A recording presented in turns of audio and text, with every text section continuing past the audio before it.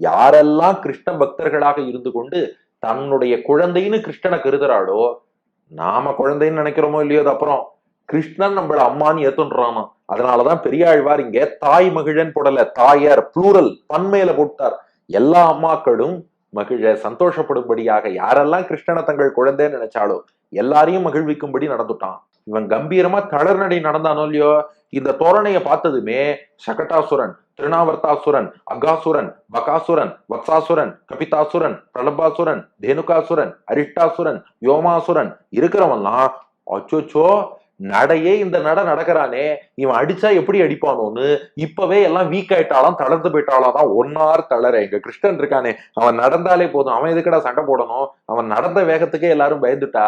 அப்படி ஒன்னார் தளர தளர் நடை, அந்த தளர் நடை சின்ன பருவத்தில் நடக்கக்கூடிய நடையை நடந்ததை பத்தி தான் இந்த 10 பாட்டு பாடினேன். கிருஷ்ணனுடைய நடை அழக 10 பாட்டு பாடி இவ்வளவு விரிவாக யாருமே ரசிச்சது இல்லை.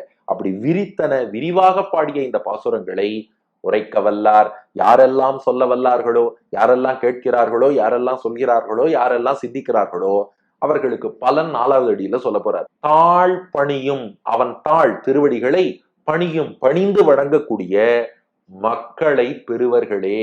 அப்படிப்பட்ட பக்தி உள்ள மக்கள்னா குழந்தைகள்னு அர்த்தம். மக்களை பெறுவர்களே, அப்படிப்பட்ட குழந்தைகளை பெறுவார்கள். மாயன் மணிவண்ணன் தாழ்பணியும் மக்களை பெறுவர்களே. இந்த 10 பாட்டை சொல்லிட்டு இருந்தா அவர்களுக்கு பிறக்கும் குழந்தைகள் பெருமாள் திருவடிகள்ல பக்தி உள்ள குழந்தைகளாக பிறப்பார்கள். அதுலயும் மாமுனிகள் வியாக்கியானம் இங்க மக்கள்னு பொதுவா சொன்னதுனால இது புத்திரர்கள் புத்திரி மகன் மகளையும் குறிக்கும், சிஷ்யர்களையும் குறிக்குமா. அதனால நல்ல பக்தி மிக்க சிஷ்யர்களும் கிடைப்பார்கள், பக்தி மிக்க குழந்தைகளும் கிடைப்பார்கள். இல்ல எங்களுக்கு ஏற்கனவே குழந்தை பிறந்துருத்தேன்னா பிரச்சனை இல்லை, அந்த குழந்தைக்கு பக்தி ஏற்பட்டுடுமா. பெற்றோர்கள் இந்த 10 பாசுரங்களை தினந்தோறும் சொல்லி கொண்டு வந்தால் அவர்களின் குழந்தைகளுக்கு கிருஷ்ண பக்தி ஏற்படுமா.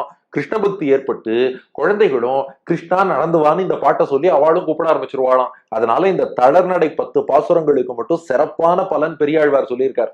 என்ன பலன் அப்படின்னா, மாயன் மணிவண்ணன் தாழ்பணியும் மக்களை பெறுவர்களே. பெருமாள் திருவடியில பக்தி உள்ள குழந்தைகள். நாம அதுதானே ஆசைப்படுறோம், அடுத்த தலைமுறை நல்ல பக்தியோடு இருக்கணும்.